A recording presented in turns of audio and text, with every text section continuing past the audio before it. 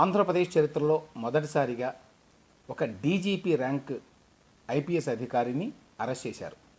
ఆ అధికారి పేరు పిఎస్ఆర్ ఆంజనేయులు. ఆయన ఇప్పటికే పోస్టింగ్ లేకుండా ఉన్నారు కూటమి ప్రభుత్వం వచ్చినప్పటి నుంచి. ఆ తర్వాత 2024 సెప్టెంబర్ 15వ తేదీన సస్పెండ్ అయ్యారు. ఒక ఐపీఎస్ అధికారిని సస్పెండ్ చేయటమే చాలా పెద్ద స్టెప్. అందులోనూ పిఎస్ఆర్ ఆంజనేయులు లాంటి ఒక సీనియర్ ఐపీఎస్ అధికారిని, ఆయన 1992 బ్యాచ్ ఆఫీసరు. అంటే మామూలుగా అయితే ఇప్పుడు డీజీపీ ఆఫ్ పోలీస్గా ఉండవలసిన వ్యక్తి, అంటే హెడ్ ఆఫ్ పోలీస్గా ఉండవలసిన వ్యక్తి హరీష్ కుమార్ గుప్తా గారి స్థానంలో. ఎందుకంటే హరీష్ కుమార్ గుప్తా గారు కూడా 1992 బ్యాచే, ఈయన 1992 బ్యాచే. అటువంటి వ్యక్తిని సస్పెండ్ చేయటమే పెద్ద సాహసోపేతమైన నిర్ణయం అని చెప్పి అనుకున్నారు. ఇన్ఫ్యాక్ట్ అప్పట్లో, అంటే పోయిన ఏడాది చంద్రబాబు నాయుడు గారి ప్రభుత్వం గత ప్రభుత్వంలో అక్రమాలు చేసినటువంటి సీనియర్ అధికారుల్ని, ముఖ్యంగా పోలీస్ అధికారుల్ని శిక్షించడం లేదు, కేసులు పెట్టడం లేదు, యాక్షన్ తీసుకోవడం లేదు అని విమర్శలు వస్తే ఒకసారి ఏమన్నారంటే, అసలు చరిత్రలో ముగ్గురు ఐపీఎస్ అధికారులు సస్పెండ్ చేయటం అనేది చాలా అరుదు, అటువంటి గట్టి నిర్ణయమే తీసుకున్నాం మేము అన్నట్టుగా మాట్లాడారు. అది నిజమే.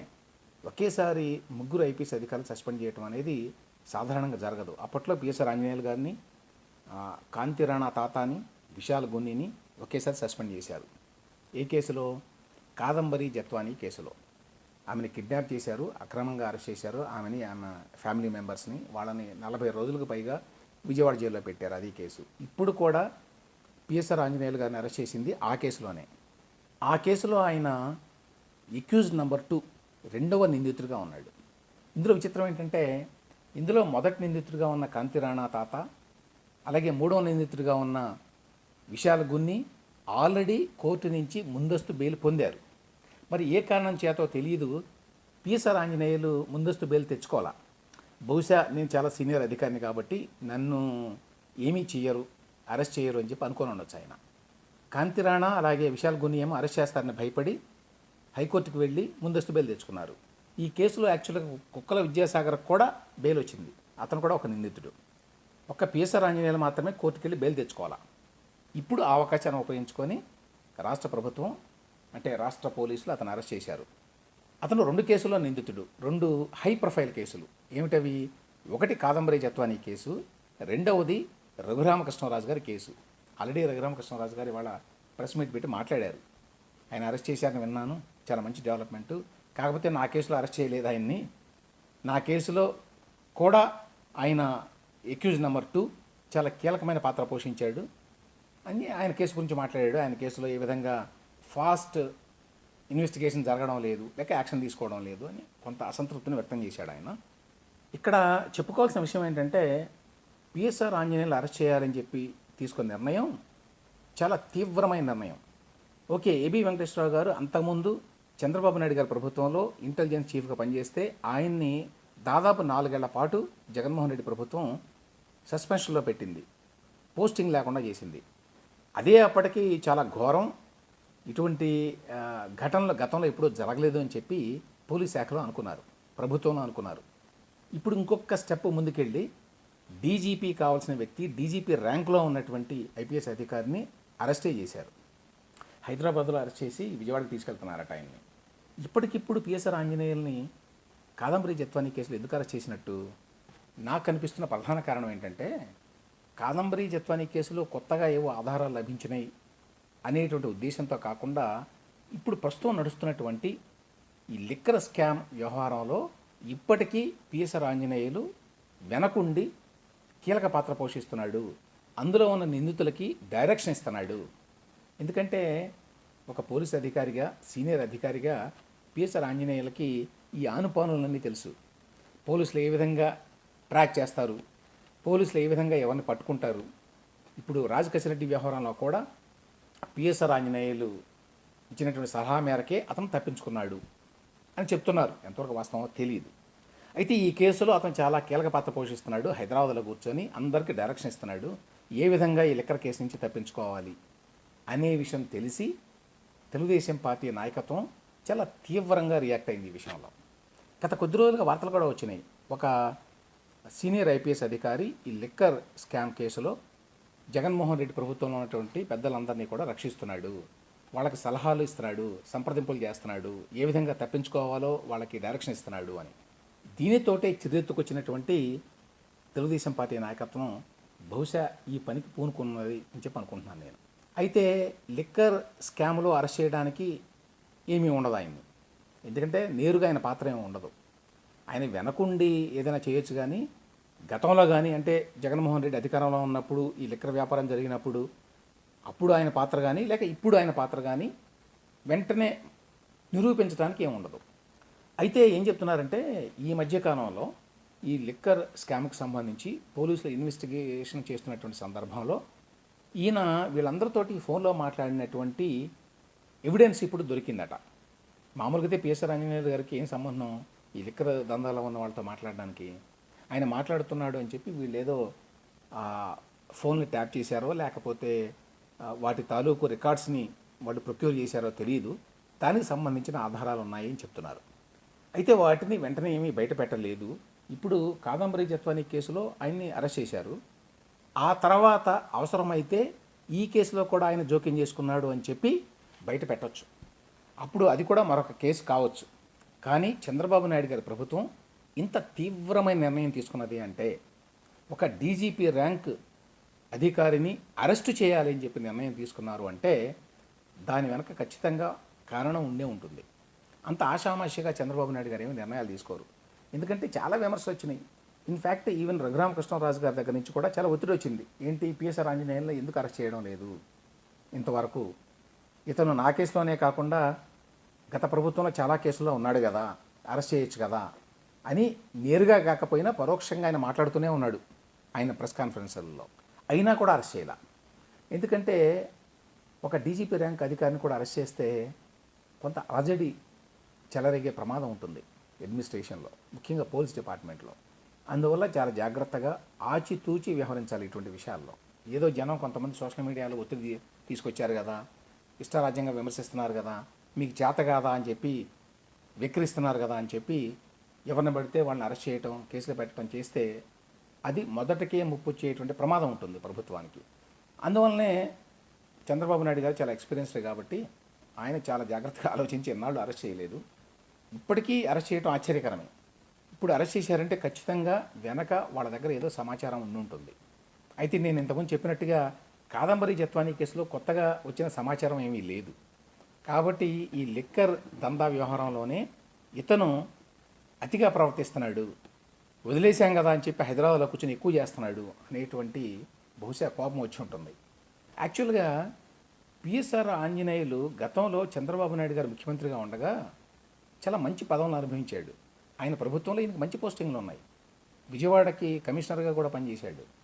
ఇన్ఫ్యాక్ట్ అప్పట్లో తెలుగుదేశం పార్టీ నాయకులు పిఎస్ఆర్ ఆంజనేయుల మీద కంప్లైంట్ చేస్తే పార్టీ అధినాయకత్వానికి చంద్రబాబు నాయుడు గారికి ఆయన యాక్షన్ కూడా తీసుకోవాలా. అంత సన్నిహితంగానే ఉండేవాడు. మరి అంత నమ్మకం ఉండేది చంద్రబాబు నాయుడు గారికి ఆయన అంటే.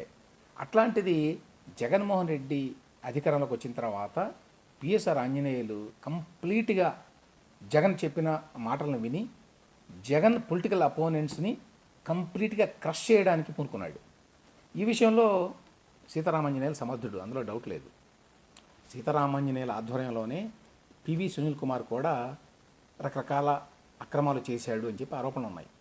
2019 to 2024 ఆ రకమైన తెగింపు పిఎస్ఆర్ ఆంజనేయులకు ఉన్నది. అందుకనే జగన్మోహన్ రెడ్డి కూడా నచ్చుంటాడు, ఆయన ఏం చెప్తే అది చేస్తాడు అని. జగన్మోహన్ రెడ్డి కనుక అధికారంలో ఉండుంటే పిఎస్ఆర్ ఆంజనేయులు ఖచ్చితంగా డీజీపీ ఆఫ్ పోలీస్ అయి ఉండేవాడు, అందులో ఎటువంటి సందేహం లేదు. తిరుగులేని అధికారాలు చెలాయించేవాడు. వాటిని ఆశించే అతను ఈ అరాచకాలన్నిటికీ పాల్పడ్డాడు. కాబట్టి పిఎస్ఆర్ ఆంజనేయుల గురించి చంద్రబాబు నాయుడు గారికి కూడా పూర్తిగా తెలుసు, ఎందుకంటే గతంలో చాలా దగ్గరగా పనిచేశాడు కాబట్టి. బహుశా అందుకనే ఆయన కొంచెం సంకోచించాడు ఇటువంటి డ్రాస్టిక్ యాక్షన్ తీసుకోవడానికి ఇన్నాళ్ళు. ఇప్పుడు బాగా ఒత్తిడి వచ్చి ఉంటుంది విదిన్ ద పార్టీ, ఇతను ఈ విధంగా చేస్తున్నాడు అంటే. ఇంటెలిజెన్స్ రిపోర్ట్లు కూడా వచ్చినాయి అనుకుంటున్నాను నేను. హైదరాబాద్లో కూర్చొని ఏ విధంగా పిఎస్ఆర్ ఆంజనేయులు జగన్మోహన్ రెడ్డి అండ్ కోకి ఇప్పటికీ సలహాలు ఇస్తున్నాడు, ఏ విధంగా సంప్రదింపులు జరుపుతున్నాడు, ఏ విధంగా మిమ్మల్ని మీరు ప్రొటెక్ట్ చేసుకోవచ్చు అనే విషయంలో సలహాలు ఇస్తున్నాడు అని. నిజానికి పిఎస్ఆర్ ఆంజనేయులకి ఆర్ఎస్ఎస్తో కూడా కొంచెం సంబంధాలు ఉన్నాయి. కాబట్టి కాదంబరి జత్వానీ కేసు వచ్చినప్పుడే బహుశా ఆయన ఆర్ఎస్ఎస్ ద్వారా బీజేపీ నాయకత్వాన్ని ఆశ్రయించి ఉంటాడు. నా మీద యాక్షన్ తీసుకోకుండా చూడండి, నేను లో ప్రొఫైల్లో ఉంటాను అన్నట్టుగా. కాకపోతే నేను అనుకుంటాను, మీరు ఏవైనా చెప్పండి వింటాను, కానీ ఇది ఒకటి మాత్రం కాదు అని చెప్పి చంద్రబాబు నాయుడు గారు మెసేజ్ ఇచ్చి ఉంటారు. ఇతని విషయంలో మాత్రం ఎగ్జామ్షన్ ఇవ్వడం కష్టం, ఇతను చాలా అరాజకాలు చేశాడు అప్పట్లో మా మీద అని. నిజానికి చంద్రబాబు నాయుడు గారి అరెస్టు వెనక కూడా పిఎస్ఆర్ ఆంజనేయులే ఉన్నాడని చెప్తారు. రఘురామకృష్ణరాజు గారి టార్చర్ కేసులో సూత్రధారి పిఎస్ఆర్ ఆంజనేయులే. అదేవిధంగా చంద్రబాబు నాయుడు గారిని అరెస్ట్ చేయాలి అన్నప్పుడు ఎలా చేయాలి ఏమిటి అనే దానికి సంబంధించి మొత్తం ప్రణాళిక రచించింది సీతారామాంజనేయులే. చాలామంది గుర్తుండే ఉంటుంది, అప్పట్లో కిలారు రాజేష్ అని చెప్పి ఆయన లోకేష్ దగ్గర ఉంటాడు, లోకేష్ మిత్రుడు.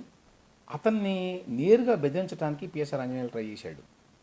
హైదరాబాద్లో ఉంటుంటే అతని ఇంటి దగ్గర జనాన్ని పంపించి భయపెట్టాడు. అతని మీద కేసు పెట్టి పిలిపించారు సిఐడికి పిలిపించినప్పుడు పైన రూమ్లో కూర్చొని సీతారామాంజనేయులు ఇతన్ని పిలిపించుకొని ఇతన్ని బెదిరించాడు. ఇది వాళ్ళు వీళ్ళు చెప్పిన మాట కాదు, స్వయంగా కిలా రాజేష్ గారే చెప్పిన మాట నాకు అప్పట్లో, అంటే 2023 చివరిలో. ఎందుకు ఇతను పిలిచి బెదిరించాడంటే సీతారామాంజనేయులు అప్పట్లో చంద్రబాబు నాయుడు గారిని అరెస్ట్ చేసినప్పుడు వాళ్ళు ఆధారాల కోసం ట్రై చేస్తున్నారు. ఆ సందర్భంలో కిలా రాజేష్ చాలా సన్నిహితుడు కాబట్టి నారా లోకేష్కి వారి కుటుంబానికి ఇతనికి చాలా విషయాలు తెలిసి ఉంటాయనే ఉద్దేశంతో చంద్రబాబు నాయుడిని బాగా ఇరికించాలి, జైలు నుంచి బయటికి రాకుండా చేయాలి అనే ఉద్దేశంతో ఇతను పిలిచి, నువ్వు లోకేష్ మీద చంద్రబాబు నాయుడు మీద ఉన్న ఆధారాలు చెప్పు, లేకపోతే నీకు నీ కుటుంబానికి చాలా కష్టం, నిన్ను బతకనివ్వం అని బెదిరించారు. ఏంటి, ఇతను చంద్రబాబు నాయుడు గారి కుటుంబానికి సన్నిహితుడు, ఎస్పెషల్లీ నారా లోకేష్ దగ్గర పనిచేస్తున్నాడు చాలా కాలం నుంచి అని తెలిసి కూడా చేశాడు ఆ పని. ఇన్ఫ్యాక్ట్ ఆయన సిఐడి ఆఫీస్లో ఉండటానికి వీల్లేదు. సీతారామాంజనేయులు గారు యాక్చువల్గా ఇంటెలిజెన్స్ చీఫ్, ఆయనకి సిఐడికి సంబంధం ఉండదు ఆన్ పేపర్. కాబట్టి ఆయన సిఐడి ఆఫీస్కి వచ్చి ఆ పైన కూర్చున్నాడు అంటేనే అది తప్పు. అందువల్ల ఆయన కూర్చోబెట్టి బెదిరించి చివరికి అన్నట్ట, మన ఇద్దరం ఇట్లా మాట్లాడుకున్నామని, నా దగ్గరకు వచ్చానని, నేను ఇక్కడికి వచ్చానని, బయటికి వస్తే మర్యాదగా ఉండదు జాగ్రత్త అని కూడా బెదిరించాట. అంటే ఏ స్థాయిలో ఈ సీతారామాంజనేయులు గారు జగన్మోహన్ రెడ్డి రాజకీయ శత్రువులని అణిచివేయడానికి, వాళ్ళని జైల్లో పెట్టడానికి ప్రయత్నించాడు, ఎస్పెషల్లీ చంద్రబాబు నాయుడు గారిని. ఇన్ఫ్యాక్ట్ ఈవెన్ లోకేష్ మీద కూడా ఏమైనా దొరుకుతాయా అని చెప్పి రాజేష్ని బెదిరించడం ద్వారా ట్రై చేశారు. అప్పట్లో చాలామంది గుర్తుండే ఉంటుంది, చంద్రబాబు నాయుడు గారిని అరెస్ట్ చేసిన తర్వాత నారా లోకేష్ని కూడా అరెస్ట్ చేస్తారు అని వార్తలు వచ్చినాయి. ఆల్మోస్ట్ అరెస్ట్ అయిపోయాడు అన్నట్టుగానే మాట్లాడారు. లోకేష్ చాలా జాగ్రత్త వహించి తప్పించుకున్నాడు అనుకోండి. ఆ తర్వాత కోర్టుకు వెళ్ళారు, కోర్టులో మేము అరెస్ట్ చేయడం లేదు అని చెప్పారు. కాబట్టి ఆ చాప్టర్ అయిపోయింది. కానీ ప్రయత్నం అయితే జరిగింది. ఆ ప్రయత్నం చేసింది పిఎస్ఆర్ ఆంజనేయులే. సో ఇంత లోతుగా పిఎస్ఆర్ ఆంజనేయులు పాత్ర ఉన్నది ఈ మొత్తం వ్యవహారాల్లో. అందుకనే ఇవాళ అరెస్ట్ అయ్యాడు. లేకపోతే ఒక డీజీపీ స్థాయి అధికారిని పోస్టింగ్ ఇవ్వకుండా ఉంచారు, సస్పెన్షన్ చేశారు. అంతవరకు ఓకే. అరెస్ట్ చేయడం అంటే అంత తేలికైన విషయం కాదు. ఎందుకంటే నేను ఇంతకుముందు చెప్పినట్టు పోలీస్ శాఖలో ఉండేటువంటి అధికారుల మనోభావాలను కూడా గుర్తించాలి. ఈ విధంగా అందరిని అరెస్ట్ చేస్తే ఎట్లా మేము ఉద్యోగాలు చేయటం అని భయపడతారు అందరూ. అందువల్ల తొందరపడి చంద్రబాబు నాయుడు లాంటి ఎక్స్పీరియన్స్డ్ అడ్మినిస్ట్రేటర్ చెయ్యరు, ఎవరు ఎంత ఒత్తిడి తీసుకొచ్చినా కూడా. అయినా కూడా ఇప్పుడు ఆయన గ్రీన్ సిగ్నల్ ఇచ్చాడు అరెస్ట్కి అంటే పిఎస్ఆర్ ఆంజనేయులు ఏ స్థాయిలో అరాచకాలకు పాల్పడ్డాడు, ఇప్పటికీ కూడా ఆయన ఏ విధంగా జగన్మోహన్ రెడ్డికి అతని అంచెల గణానికి సాయం చేస్తున్నాడు అనే విషయానికి సంబంధించి సమాచారాన్ని సేకరించిన తర్వాతే ఈ యాక్షన్ తీసుకున్నారు అని చెప్పి అనుకుంటున్నాను. ఇది ఎంత పెద్ద వార్త అంటే మీరు కనుక గూగుల్లోకి వెళ్ళి కొడితే పిఎస్ఆర్ ఆంజనేయులు అని కొన్ని వందల వార్తలు వస్తాయి.